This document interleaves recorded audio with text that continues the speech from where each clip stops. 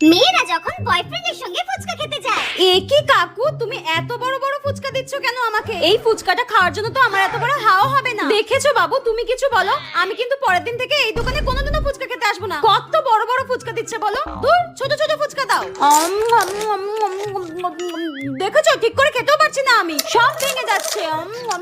আর যখন একা ফুচকা খেতে যায়। কাকু, বেশ ঝাল ঝাল করে ফুচকা মাখো তো, আর আমাকে কিন্তু বেশ বড় বড় ফুচকা দেবে, ঠিক আছে? হ্যাঁ, আপনি আগের দিন বলছিলেন না বড় ফুচকা খেতে পারেন না। না কাকু, না, আমি ছিলাম না, ওটা হয়তো অন্য কেউ ছিল। হয়তো তোমার দোকানে এত কাস্টমার আসে, তুমি চিনে বসে রয়েছো। দাও তো পাতা দাও। এই নিন। দাও।